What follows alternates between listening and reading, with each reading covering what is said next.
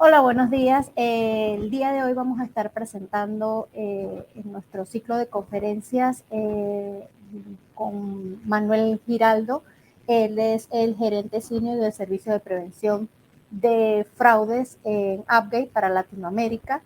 Mi nombre es María Alejandra Miranda, soy ejecutivo comercial de la empresa MBTech. Y el día de hoy vamos a estar conversando sobre este ataque que ha estado ocurriendo, sobre todo en nuestro país, para los usuarios finales, como es el swing swapping.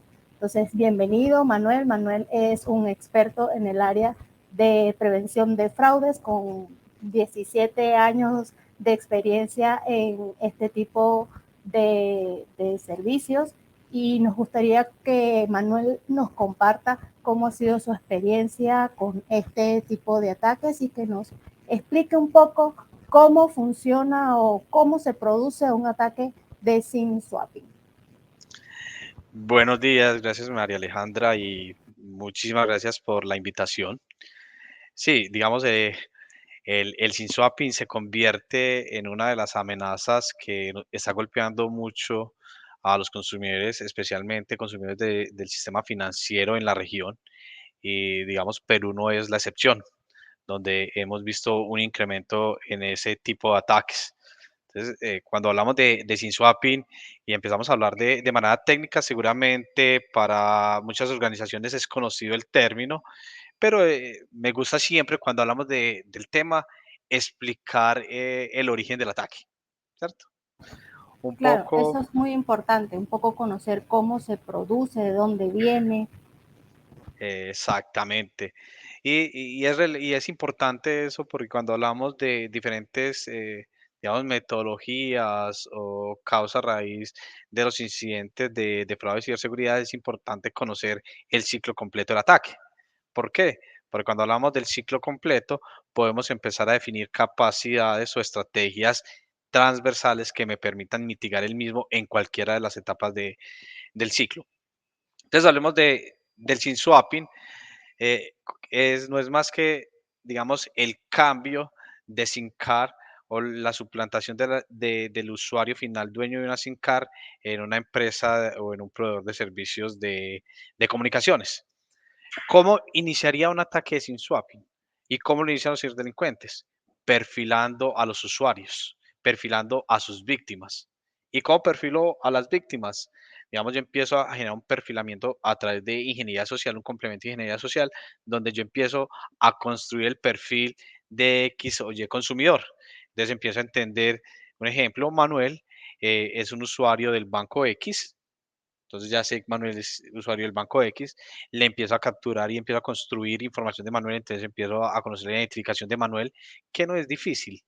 Con mi nombre empiezo a perfilar en redes sociales, en internet, incluso en bases de datos que venden o que son públicas, empiezo a tener información de Manuel. Entonces ya puedo entender quién es Manuel, cuál es su cédula, cuál es su número celular y todo eso. Y con esos datos puedo empezar a hacer un perfilamiento, conocer, voy a dirigir un ataque hacia Manuel específicamente, porque los ataques de SIM swapping son ataques dirigidos, no son masivos, son dirigidos. Primero se estudia a la víctima y después se lanza el ataque. Entonces los ciberdelincuentes empiezan a construir la información de ese consumidor al que desean atacar a través de muchas fuentes, especialmente Internet o bases de datos que están por ahí públicas. Muchas veces nos decimos, venga, ¿de dónde salen esas bases de datos? O no, que es Y es que una sí, pregunta importante. y como tú bien mencionas, pues actualmente es muy sencillo conseguir los datos de una persona, pues casi que todos tenemos redes sociales y todos publicamos muchas cosas en redes sociales que pueden ayudar a estos cibercriminales a obtener una identidad de cada persona. Exacto, y no solamente las redes sociales. Muchas veces también nuestra ingenuidad, nuestra confianza nos lleva a entregar los datos fácilmente. Es muy común en la región estar en un centro comercial y me digan, ¿quiere participar en la rifa de un viaje? Ganarse 2 noches de hospedaje en un resort, en un centro vacacional. Y para participar, ¿qué te piden? Datos, datos personales. ¿Y qué están haciendo con esos datos personales? ¿Cierto? Entonces, ahí están, ellos también están creando bases de datos, que es lo que les ayuda a los ciberdelincuentes a perfilar. No quiere decir que todas, digamos, todos esos eventos que suceden en centros comerciales donde capturan datos vayan a ser utilizados fraudulentamente, pero en muchos casos, digamos, son una fuente de información para los ciberdelincuentes. Es un ejemplo de cómo fácilmente estamos entregando nuestra información y cómo esa información no sabemos dónde va a parar. ¿Vale? Entonces, primero, el nivel de exposición y cómo nos perfilan.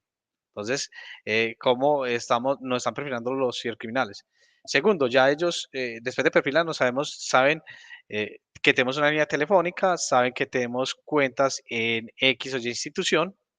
Entonces, ¿qué quieren hacer ellos? Ellos quieren monetizar esa información que construyeron. Y monetizar es tener dinero constante y sonante para poder realmente que los efectos de su ataque tengan éxito. Entonces, ¿qué hacen ellos? Ellos van a intentar acceder a los servicios transaccionales de las entidades financieras principalmente. ¿Para qué? Para suplantar a Manuel. ¿Qué sucede? Las entidades financieras hoy tienen ciertos controles y los controles, digamos, que utilizan normalmente es la entrega de códigos de seguridad o claves a través de mensajes de texto, SMS. Correcto. Entonces, el ciberdelincuente sabe, ven, yo para poder acceder a la banca móvil, a la aplicación, al servicio transaccional, requiero ese código de seguridad que llega al celular a través de SMS de la persona que quiero atacar. Entonces, ¿qué hace él? Bueno, una de las maneras es robando el celular, la otra ingeniería social llamando para que el usuario entregue ese código, pero saben que ya hay mucha más cultura de seguridad por parte de los usuarios y no lo van a entregar fácilmente. Y la otra que tener, digamos, ese contacto directo con el celular para obtener el código va a ser muy difícil, en muchos casos imposible. Entonces, ¿qué hacen? La fácil es ir al proveedor de servicios telefónicos y solicitar una SIM card de repuesto. Decir, oiga, yo soy Manuel, se me perdió mi celular, requiero un reemplazo de mi SIM card. Y en los proveedores de servicios de telefonía te entregan la SIM card. Digamos, ahí hay un gran punto de mejora y es la debilidad en los procesos de autenticación cuando se hacen estas solicitudes, que se pueden hacer a través de una llamada, se pueden hacer de manera presencial y, digamos, sin mucha fortaleza en la identificación de ese usuario, están entregando esa SIM card, ¿vale? Entonces, allá están suplantando al usuario en ese proveedor de servicios de telefonía y se está generando la entrega de la SIM card al delincuente. Suplantaron a Manuel y entregaron la SIM card de Manuel a ese delincuente. Entonces, ¿qué hace el delincuente ya con eso? Ya puede empezar un ataque un poco más dirigido. No sé si hasta acá claro. Claro, de ahí tendría acceso a precisamente a tener ese código de verificación para poder acceder a sus cuentas y de repente empezar a hacer transferencias bancarias o solicitudes de crédito. Y como en teoría estás siendo la persona que realmente es, porque está obteniendo el código que envía el banco, pues sería les queda muy fácil continuar con el ataque y hacer este tipo de transacciones. Ahora bien, ¿cómo podría un usuario común eh, protegerse o hacer algo para evitar este tipo de situación? Exacto. Entonces, aquí lo primero es ya el delincuente tiene acceso, ¿cierto? Digamos, a la línea telefónica, a la línea telefónica de esa posible víctima. Entonces, lo que dices, claramente ya va a poder iniciar un acceso a esos portales transaccionales y sin que el usuario o la víctima se dé cuenta y sin que la institución financiera también se dé cuenta. ¿Por qué? Porque no hubo ningún cambio de datos. Entonces la institución financiera va a enviar el código de seguridad, va a ver que ese usuario o Manuel está accediendo al portal con el dato que le entregó, con la información que se le envió a su número celular que tiene registrado como seguro, entonces no ve ningún riesgo. Y en algunos casos, cuando ve algún riesgo, lo que hace es que llama a verificar, Manuel, ¿eres tú el que está ingresando? ¿Y a quién está llamando? Está llamando a la línea telefónica que el ciberdelincuente tiene en mi poder. Entonces, en muchos casos, el ciberdelincuente está, digamos, respondiendo, sí, soy yo. O la otra, muy usual, hoy las alertas o las notificaciones de este tipo de accesos, cambios, transacciones inusuales se envían a través de SMS. Entonces, ¿quién está recibiendo la notificación? El ciberdelincuente. ¿Por qué? Porque en el transcurso del ataque, la suplantación y todo lo que está presentándose, el usuario final, la víctima, él no está percibiendo muchas veces esto. Porque se los cuento. ¿Qué sucede con ese usuario que está siendo víctima? En el momento en que inicia la suplantación y la reexpedición de la SIM card, yo como usuario me quedo sin acceso a la línea telefónica, entonces no puedo recibir ni hacer llamadas y no puedo enviar ni recibir SMS. Pero incluso se me cae el plan de datos. Pero usualmente la costumbre de nosotros es que también estamos conectados a redes Wi-Fi. Entonces, como estamos conectados a la red Wi-Fi, me sirven mis redes sociales, me sirve mi WhatsApp, me sirven los accesos a Internet, entonces no percibo rápidamente que tengo una desconexión, ¿cierto? Solo hasta el momento en que me doy cuenta, ven, me están llamando de un ingreso, intento hacer una llamada y no puedo, o no me funcionan los datos, me doy cuenta. ¿Cierto? Entonces empiezo a validar qué sucede y pueden pasar una, 2, 3, 4, 5, hasta un día sin darme cuenta o sin que mi proveedor de servicios me informe. No, es que hubo un reemplazo de su SIM card. Usted vino o me la solicitó. Entonces, en el transcurso de tiempo, ¿cierto? Es que los ciberdelincuentes hacen de las suyas y logran hacer todas las transacciones necesarias. ¿Cómo una persona se puede dar cuenta? Lo primero, digamos, técnicamente es muy difícil darse cuenta si estoy conectado constantemente a la red Wi-Fi. Lo primero es cuando tú detectes, ¿cierto? Que tienes una desconexión en tus datos, que tienes una desconexión en tu plan, valida inmediatamente tus cuentas, que no haya ningún cambio, ¿cierto? Para que hagas el reporte inmediato. Lo segundo es activa las notificaciones no solamente de tus entidades financieras, no solamente a través de SMS, sino también a través de correo electrónico, ¿cierto? Para que tengas otro canal de comunicación. Incluso si tienes capacidad de recibir notificaciones push, hazlo. Otra recomendación muy importante es habilitar el uso de factores de autenticaciones que no siempre estén basados en envío de SMS. Entonces, si la entidad, tu organización te permite que esa autenticación la hagas con un soft token, ¿cierto? Un token basado en un software, en la aplicación, con un envío a través de otro medio diferente al SMS, también te podría ser de mucho valor. Y la principal es cultura y autocuidado.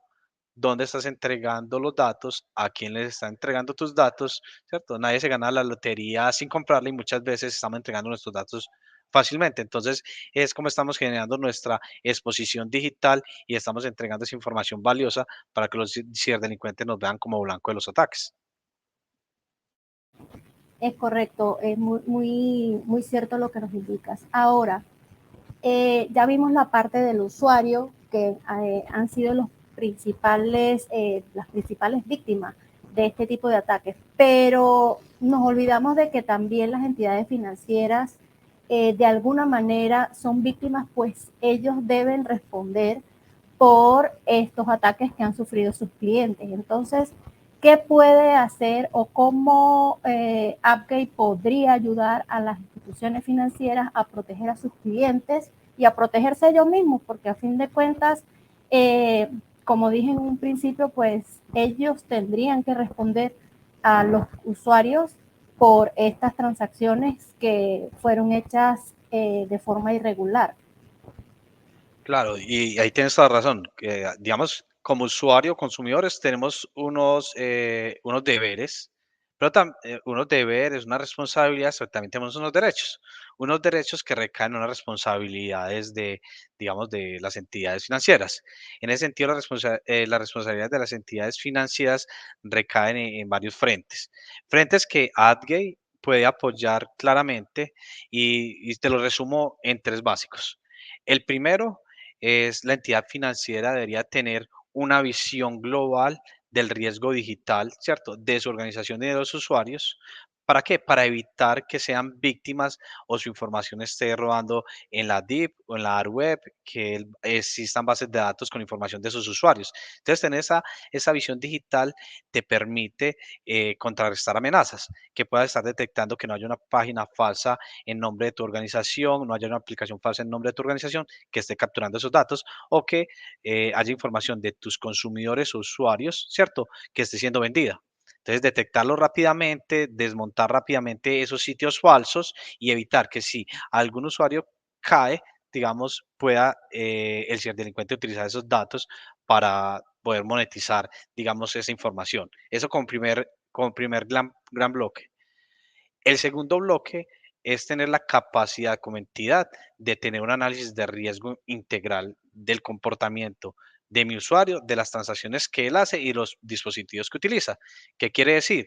Yo tengo que entender cuando un usuario se me conecta desde un dispositivo que es riesgoso, tengo que entender si ese usuario ingresó a la página web transaccional y se comporta como el usuario. Yo como entidad podría tener la capacidad de determinar con qué velocidad Manuel hace clic, con qué velocidad teclea, ¿cierto? Para determinar si es Manuel o no. Y si hay un comportamiento, poder hacer, digamos, generar un reto. Y adicional, entender cuando Manuel hace ese primer acceso o va a hacer una transacción, entender si eso hace parte del perfil o la costumbre transaccional de Manuel. Manuel usualmente le hace transacciones a sus amigos cercanos, a su esposa, por unos montos específicos, unos días o unas horas específicas.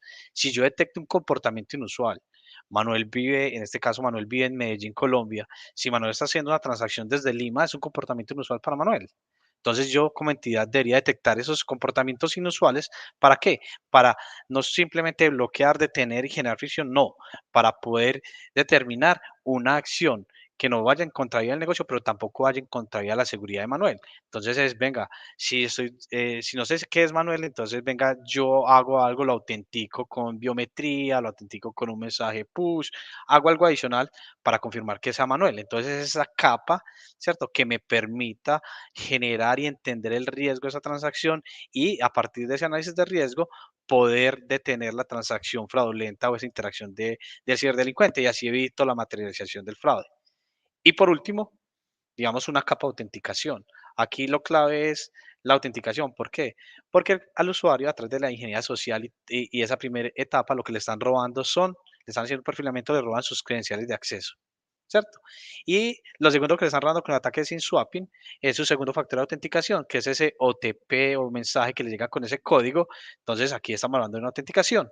Y entonces tenemos que empezar a revisar como entidades financieras cuáles son los esquemas de autenticación que voy a utilizar para mis usuarios para evitar que sean víctimas de este tipo de ataques, ¿cierto? Y que sean esquemas de autenticación que sean muy alineados a lo que es el usuario, a lo que es el consumidor y el canal que está utilizando, evitando ese tipo de ataques. Lo que te decía ahora, empezar a utilizar más eh, OTPs basado en software, utilizar autenticación push, autenticación biométrica, que evita que un ataque de SIM swapping sea exitoso. Entonces, digamos, tengo esas capas de protección, pero al final yo un mensaje. Hablamos mucho de SIM swapping, de la afectación a consumidores y usuarios finales de las organizaciones. Y es lo que estamos viendo hoy masificado. Pero el SIM swapping también puede afectar a los usuarios internos de una organización. Exacto, y ese iba a ser mi siguiente. ¿Cómo se puede, o sea, este tipo de ataques también puede perpetuarse directamente a una entidad? O sea, no necesariamente tiene que ser usuario final, sino que se puede hacer hasta a un usuario, a una Interno. entidad, a una empresa. Exacto. Y eso es bien importante entenderlo. Es el SIM-swapping también puede afectar a Manuel no como consumidor de una organización X, sino como empleado de una organización. Y si a Manuel es afectado, ese ataque sin swapping puede ser utilizado para que el ciberdelincuente acceda a los recursos de la organización en la cual Manuel trabaja. Entonces, si el ciberdelincuente roba esas credenciales, tiene ese segundo factor de autenticación que obtuvo a través del ataque de SIM swapping, a través del SMS, entonces el ciberdelincuente va a poder tener acceso a la empresa de Manuel, a la organización de Manuel, ¿cierto? Y dependiendo de la postura de seguridad y cómo tengan su esquema de protección, el ciberdelincuente va a poder generar un ataque, que hoy estamos viendo cómo los ataques de ransomware siguen siendo los más, digamos, los más efectivos y lo que más impacto están generando en la región. Entonces, a través de un evento de SIM-swapping, una organización puede verse comprometida y ser víctima de un ataque como el ransomware. ¿Cierto? Entonces, fácilmente tenemos que visualizar que también existen riesgos no solo a nivel de consumidores, sino también de usuarios internos. Y ahí es donde también proactivamente yo tengo que empezar a generar una estrategia de protección de esos usuarios internos. ¿Cómo? Robusteciendo esa postura de seguridad y evaluando constantemente y generando un control de acceso adecuado para, digamos, esos usuarios internos o esa fuerza de trabajo que yo tengo hoy, entendiendo que el perímetro cambió y ya yo tengo esos usuarios internos, se conectan desde su casa, desde la playa, desde el interior de la organización y tengo que estar evaluando esa postura de seguridad constantemente, no solamente con un usuario, una clave o un segundo factor de autenticación. Yo tengo que estar evaluando la postura correcta siempre y de manera permanente para decir, ok, este sí es Manuel, si le puedo dar acceso a X o Y recurso y cómo estoy cifrando esa información y esa comunicación internamente, evitando que los ciberdelincuentes se aprovechen de ello y pongan en riesgo también la organización. Correcto. Y desde AppGate, ¿cómo podría ayudar a las instituciones eh, a mantener estas posturas de seguridad que nos acabas de comentar? ¿Qué puede hacer AppGate por ello? Exacto. Desde AdGate nosotros tenemos, digamos, una estrategia, un portafolio ah, enfocado en acceso seguro para usuarios y consumidores. Cuando hablamos de usuarios, que es nuestra fuerza de trabajo, tenemos una solución que me permite de manera constante, efectivamente, poder controlar el acceso, ¿cierto? A partir de validar la postura y determinar y microsegmentar hacia dónde puede direccionarse Manuel en X o Y momento. Es una solución SDP que genera esa protección y esa postura de seguridad y que te permite fácilmente desarrollar la postura y generar mayor protección a mi organización.